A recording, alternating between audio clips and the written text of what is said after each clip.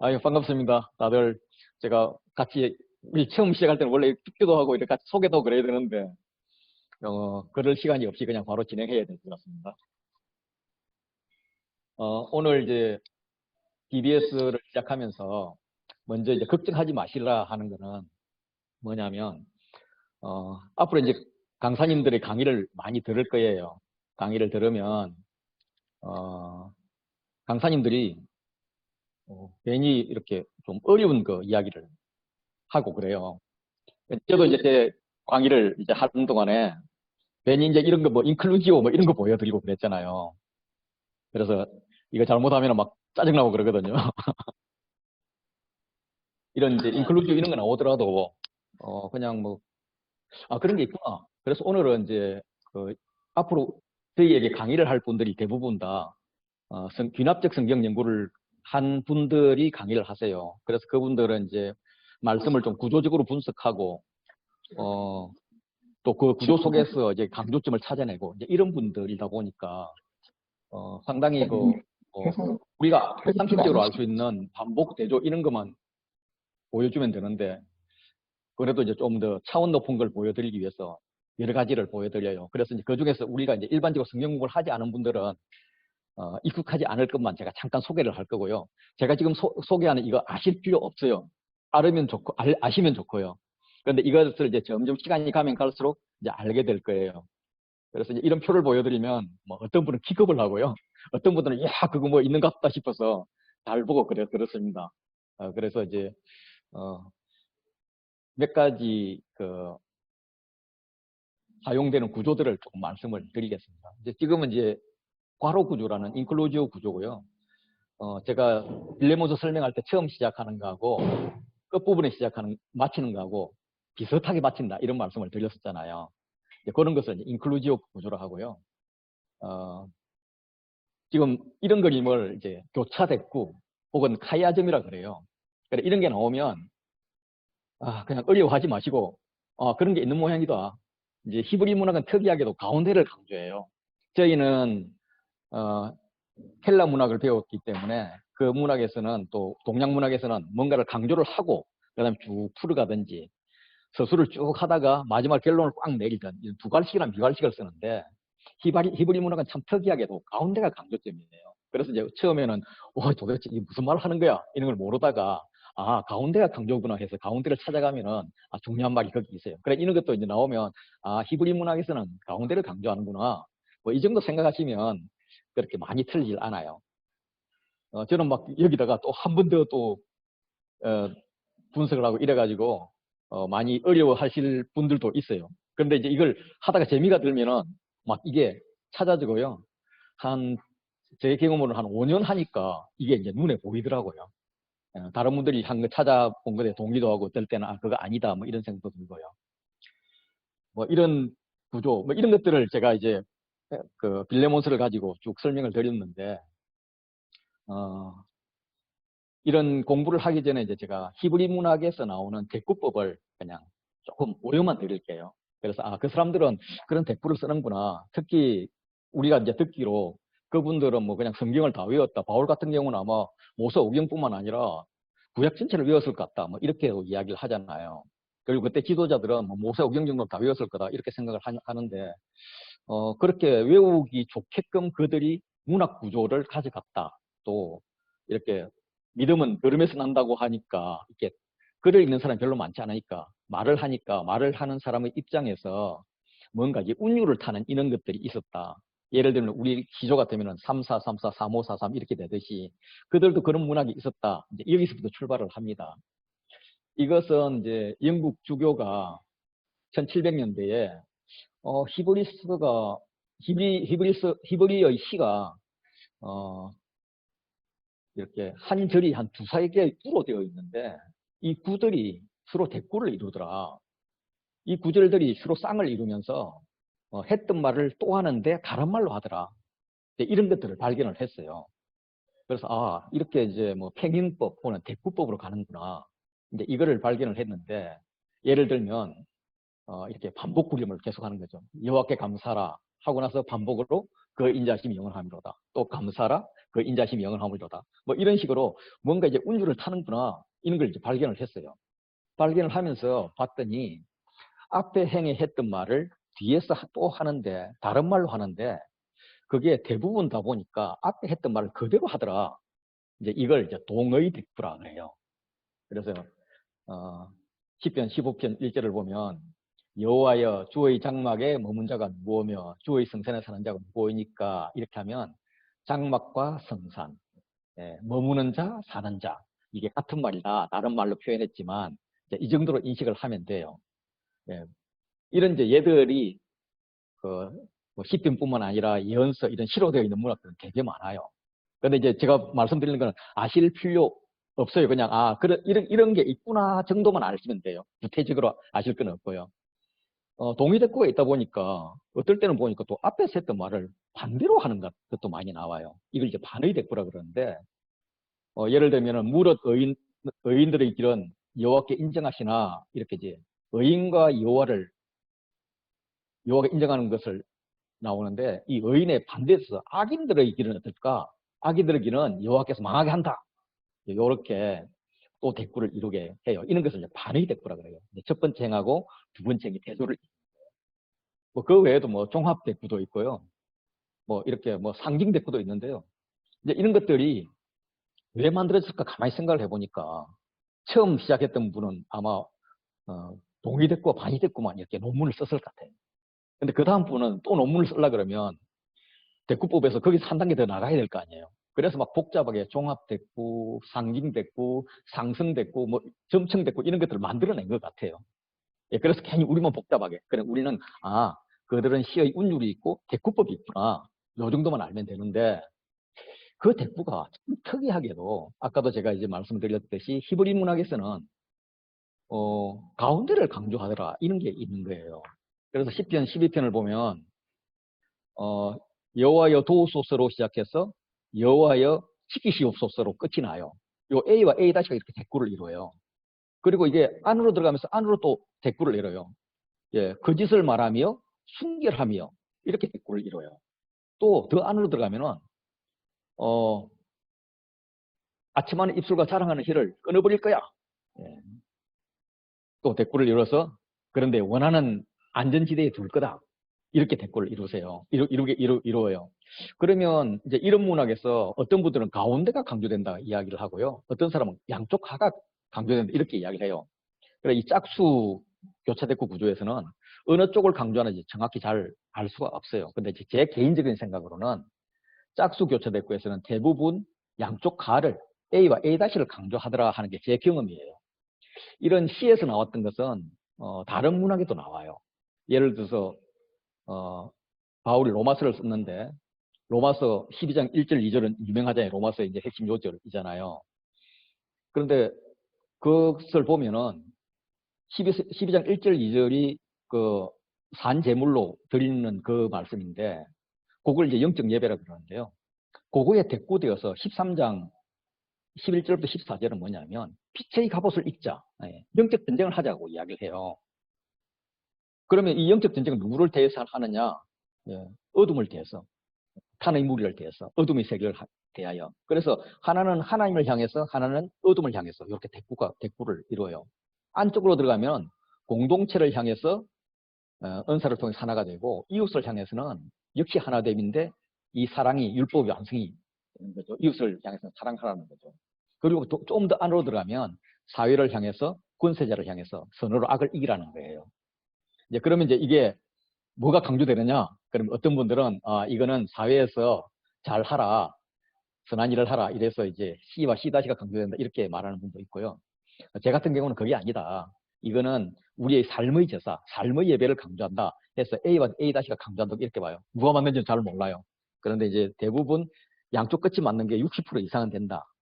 강조되는 게 된다. 이렇게 저는 생각을 해요. 요거는 이제 계속 보면서 각 강사님들의 의견을 듣고, 이런 문학이 있네. 이런 구조가 있네. 이걸 보게 되죠. 이제 특히 이제 홀수 대꾸 구조가 나오는데, 여러분 10편, 2편이 이제 홀수 교차 대꾸 구조인데, 그것의 강조점이 가운데에 나와요. 너는 내 아들이라 내가 너를 낳았도다. 오늘날 내가 너를 낳았도다. 이게 강조가 돼요. 그 10편, 2편은 이제 그, 그 아들이 나오는데 아들이 이제 왕이자 아주 거룩한 자이자 이렇게 나오잖아요. 그래서 A와 A-가 이렇게 세상에 대한 한쪽에서는 세상의 왕권에 대한 계략이 있으면 그 계략에 대해서 야 까불지 마 하고 이제 경고를 하는 것이고 하나님께서 진노를 하는 게 B와 B-에 나오고 C와 C-에서는 내가 내 아들에게 어떻게 하겠다 하면서 너는 내 아들이라 이렇게 확정을 짓거든요. 그래서 이렇게 가운데가 강조되는 이런 문학이 우리가 발견만 하면은 이분은 문학적으로 이 부분을 강조했구나. 우리가 이걸 깨우칠 수 있잖아요. 그래서 이게 교차 댓글을 보는 유익이 상당히 있다고 봐져요. 노아의 홍수 사건을 보면 홍수 사건을 이제 학자들이 많이 분석을 해놨어요. 그들이 교차 댓글로 상당히 다양한 방법으로 분석을 해놨는데 그들의 공통점은 뭐냐면 가운데가 중요하다는 거예요. 가운데가 중요한데 그 중요한 것이 8장 1절이에요.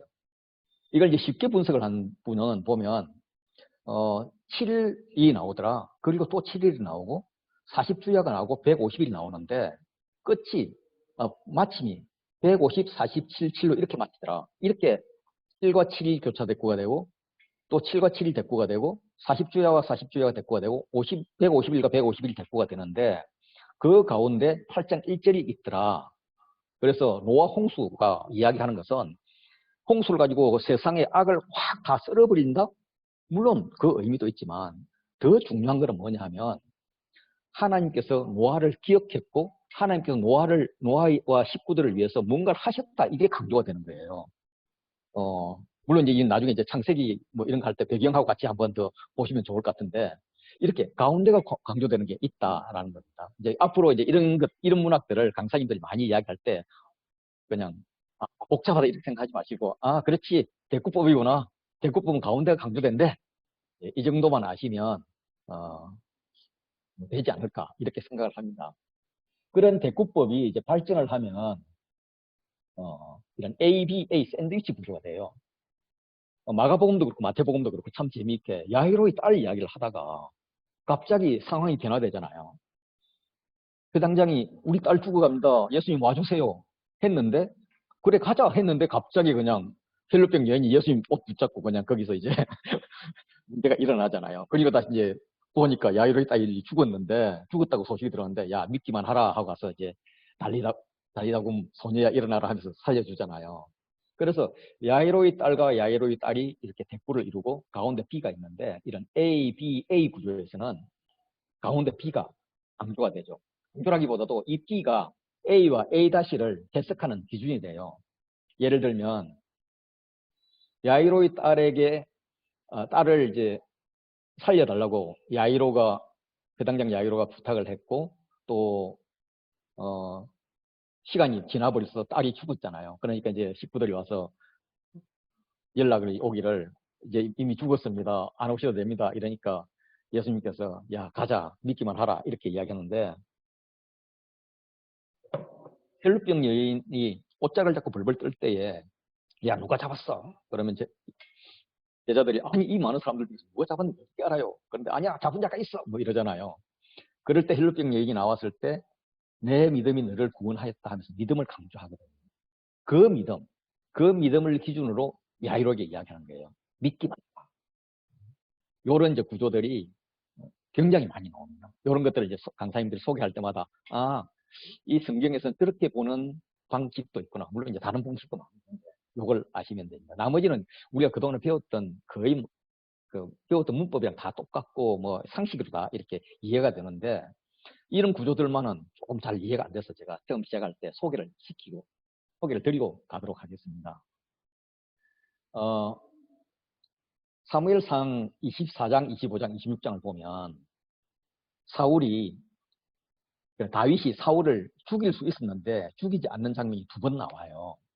24장에서 나올 때는 어떻게 나오느냐 하면 사울이 이제 응아를 하러 가다가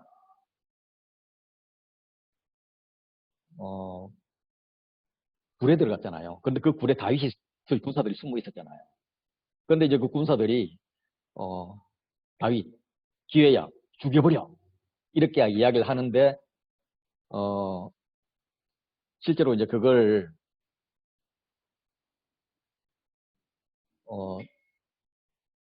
다윗이 죽이지 않고 대신 사울의 옷자락만 이렇게 자르거든요. 옷자락을 자른다는 이야기는 나라를 나누어 가진다 이런 의미예요.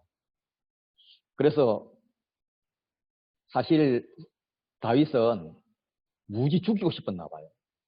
그런데 이제 여호와께서 기름 부은 자를 내가 죽이면 안 되지 그러면서 죽이지는 않고 옷자락만 자르는데 하는 말은 내가 굉장히 마음이 찔렸다라고 다윗의 마음 찔림을 표현을 합니다. 그런데 26장에 가면 진영 가운데 그들이 다 자요.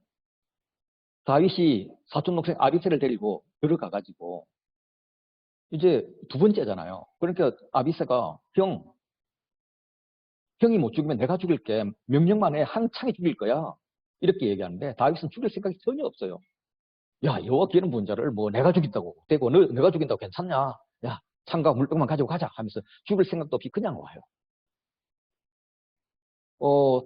비슷한 상황이고 오히려 두 번째 상황 같은 경우는 하나님께서 한 번 기회를 주셨는데 안 하니까 두 번째 기회를 주잖아. 이거는 분명 하나님의 사인이야 라고 말을 할 수 있지만 다윗은 거기에 대해서 전혀 대응을 하지 않아요. 다윗이 왜 이렇게 변했을까? 어떻게 이렇게 변했을까? 이걸 곰곰이 생각해 보면 무언가 중간에 변화가 있었는데 그 변화가 뭘까? A, B, A 구조에서 요 A, 25장이라. 이 25장을 보면 이제 나발과 아비가일 이야기가 나오잖아요. 다윗이 그 동네에 이렇게 돌봐주면서 나발이 이제 그 양털 깎을 때 부하들을 보내서 야, 그 양털 이제 수확하니까 우리도 좀 줘. 마치 좀 복들이 자기 나와바리 관리하다가 이렇게 좀 달라고 하듯이 그렇게 하잖아요. 근데 나발도 이제 눈치가 있죠. 다윗이 사울에게 쫓겨다니는 걸 뻔히 아니까 잘못했다가는 사울한테 혼나니까 야, 뭐 도대체 이세 아들이 어떤 놈이야? 뭐 이러면서 쫓아 보내니까 그거 자존심 상해가지고 그냥 죽이러 오잖아요. 그때 이제 나발의 아내 아비가일이 와서 당신은 여호와의 기름 부은 자인데 곧 왕이 될 텐데 거기에 왜 피를 묻히냐 이러면서 설득해서 돌려보내죠. 그래서 돌아왔는데 소문을 들으니까 아비가일이 며칠 후에 죽었다는 거예요. 그때 이제 다윗이 깨우쳤을 것 같아요. 아, 판단을 하나님이 하시는 거구나. 하나님이 사울과 나를 이렇게 둘 다 기름 부은 이유는 이유가 있는 거고 그리고 나는 사울을 죽이고 싶지만 그걸 하실 분은 하나님이 하시는구나. 나발도 내가 죽이고 싶었는데 내가 결국 죽이지 않고 하나님께 판단을 내어드렸더니 마치 내가 선악과를 먹으면서 모든 판단을 내가 했는데 선악과를 뱉어버리고 판단을 하나님께 내어드렸더니 하나님께서 순리대로 풀어주는구나. 이걸 깨우쳤던 것 같아요. 그래서 그는 사울을 죽일 생각을 안 합니다. 만약에 이때 다윗이 사울을 죽였다면 아마 이스라엘 왕이 못 되었을 거예요. 사울이 왕일 때도 다윗은 맨날 쫓겨다녔거든요. 소위 말해 사울은 좀 띨띨하잖아요. 다윗에 비해서. 그런데 사울 밑에 다윗과 거의 버금가는 요나단이 있는데 요나단이 왕이 되었다면 물론 요나단이 다윗을 사랑했지만 그렇다고 아버지를 죽인 자에게 왕권을 물려줄 수는 없거든요. 일이 굉장히 복잡하게 꼬였을 거예요. 그런데 하나님께서 다윗의 마음을 만졌고 다윗은 이런 과정을 통해서 성장했기 때문에 왕이 될 수가 있었죠. 어쨌든 이런 ABA 구조에서 요 B가 중요하다. 이 정도 인식하고 가면 좋겠습니다. 그리고 이제 거의 모든 편지가 그렇듯이 수미상관으로 되어 있습니다. 이건 이제 왼쪽 가로 치고 오른쪽 가로 열고 닫고 이러면서 가로 열고 가로 닫고를 이야기하면서 괄호 구조다 혹은 인클루지오 구조다 수미상관 구조다 이렇게 이야기하는데 이제 뭐 마태복음 처음 서문을 보면 아브라함과 다윗의 자손 예수 그리스도의 계보라라고 시작을 하고 사실 이제 이게 우리말로는 아브라함, 다윗, 예수 그리스도인데 이게 원어에 갖고 이제 영어로 보더라도 예수 그리스도, 다윗, 아브라함 이렇게 나와요. 그래서 예수 그리스도, 다윗, 아브라함으로 나오면서 끝은 아브라함, 다윗, 그리스도로 끝나요. 이런 것도 이제 끝과 끝이 중요한. 이거는 예수 그리스도에 대한 이야기야. 라고 강조를 하는 거죠. 자, 지금부터 예수 그리스도 이야기를 하는데요. 이 예수 그리스도는 누구냐면 여러분들이 그렇게 좋아하는 믿음의 조상 아브라함과 다윗의 후손이에요. 자, 지금 아브라함과 다윗 후손 이야기를 끝냅니다. 이런 구조를 가지고 있는 것이 인클루지브 구조라고. 그래서 이 정도의 구조들이 나오면 그런 거 있어. 나도 알아. 이러면서 지나가면 됩니다. 이 성경 공부할 때는요. 좀 아는 척 하시면 그냥 지워요. 저게 뭐야? 저게 무슨 소리야? 뭐 이러면 어려워요. 이야기하면은 좋은 소리야. 그거 나도 알아. 지금은 정확히 모르는데 조금 있다가 내가 공부하면 알 거야. 이렇게 보시면 편하게 볼 수가 있습니다. 이런 수미상강은 편지 같은 거 보면 많이 나와요. 그래서 주로 바울의 편지는 주로 이제 은혜와 평강으로 시작해서 평강으로 끝나죠. 은혜로 끝나죠. 뭐또 에베소서가 특별하게 이제 사랑이란 단어도 나오고요. 신실함, 변함없는 이런 단어도 나오죠. 이런 것들을 한번 발견하면 참 재미가 있습니다. 그러면 이 편지는 어떤 편지인가 이런 것들을 알 수가 있죠. 그리고 이제 긴 글에서는 단락을 짓습니다. 여기서 시작을 해서 여기서 끝나는구나 이런 것들을 알 수가 있어요. 그 정도가 이제 구조이고 앞으로 이 DBS를 어떻게 해 나갈 거냐. 그거는 이제 매주 강사님들이 강의를 하실 거예요. 강의를 하는 것은 강의의 수준은 SBS 수준과 똑같아요. 그래서 SBS 강사님들이 SBS 수준으로 강의를 하는데 가능하면 거기서 나오는 하나님의 구원 계획이나 하나님의 성품을 알 수 있도록 그렇게 강의를 해주실 거예요. 강의를 해주면 숙제 내주면 너무 싫어하시려나? 그래도 숙제를 한번 내어보는 것도 괜찮을 것 같은 그런 기분이 좀 들어요. 그래서 숙제를 좀 하려고 그래요. 그래서 숙제는 크게 세 가지입니다. 하나는 책을 요약하는 거고요. 하나는 하나님의 성품을 묵상하는 거고요. 하나는 IBS라고 귀납적 성경 연구를 해보는 거예요. 너무 어려워 보이죠? 너무 어려워 보이는데 명 강사가 또 우리 같이 포진한 조교가 아니고 뭐지? 우리 명 강사님들이 이렇게 이걸 쉽게 해주실 거예요. 그래서 걱정하지 마시고 들어보면 돼요. 이제 마지막으로 이제 소그룹을 나눌 텐데 소그룹은 하나님께서 만드신 가르치는 방법 중에 아주 탁월한 거라고 저희는 생각을 합니다. 그래서 소그룹에는 두 가지가 있어야 돼요. 하나는 상호작용이에요. 한 사람이 이야기하지만 이 한 사람이 이야기한 게 많은 사람에게 영향을 미쳐요. 그리고 한 사람만 이야기하는 게 아니라 내가 이야기하면 주고받고 하는 이 역동성이 있어요. 이 역동성 가운데 나는 내가 생각지도 못했던 말을 할 수도 있고요. 내가 아는 말이지만은 다른 사람에게는 그게 굉장한 어떤 모티브가 될 수도 있어요. 그래서 우리가 이 상호작용과 역동성을 생각하면서 소그룹을 했으면 좋겠다 싶습니다. 그래서 소그룹 할 때는 서로 격려를 하시고요. 좀 이해하고 용납을 하시면 좋겠다 싶습니다. 이렇게 하다 보면 지가복음이 검증이 됩니다.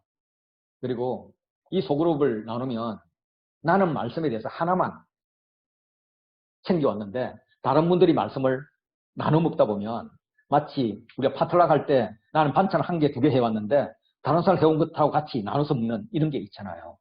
그런 파틀락을 즐기는 그런 시간들이 되면 좋겠다 싶습니다. 그래서 이 소그룹이 행복해지려면 첫째는 배려해야 됩니다. 주로 이제 우리 간사들이 잘 못하는 건데 시간 사용에 있어서 전체 n분의 1을 딱 나눠서 간사님들은 어차피 이제 주도하려면 조금 더 많이 써야 돼요. 그래서 뭐 간사님은 n분의 2 정도 1.5좀 하더라도 나머지는 내가 요 정도 해야 같이 좀 나눌 수 있겠다. 그래야 서로 상호작용이 있고 융통성이 있겠다. 이거 좀 고려해 주시면 좋겠고요. 비밀보장 기본이죠. 그죠? 속으로 산 이야기는 밖으로 나가지 않습니다. 그래서 신뢰를 함께 쌓아가는 그런 소그룹 되면 좋겠습니다. 제가 아까 묵상 드릴 때 잠깐 말씀드렸는데 하나님과의 대화는 마음껏 하십시오. 충분히 토로하고 충분히 하십시오. 그렇지만은 나누는 것은 내가 감당할 수 있는 만큼만 하십시오. 그래서 감당할 수 있는 부분만큼만 나누라라고 말씀을 드리고 싶고요. 소그룹에 임하는 자세나 강의를 듣는 자세는 선택적인 수용을 하십시오. 그러니까 저건 내가 수용 못해 해서 이렇게 반대하거나 이렇게 하지 마시고요. 저런 의견도 있어. 이런 의견도 있어. 저런 연약함도 있네. 저렇게 좀 너무 강한 면도 있네. 그걸 보고 그 중에서 내가 선택할 수 있는 부분만 선택해서 내 거로 그냥 이렇게 드시면 돼요.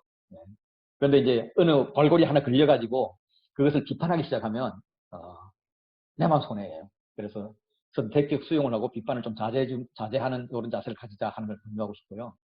특히 소그룹 나누면서 누가 잘하나 비교, 경쟁, 내분.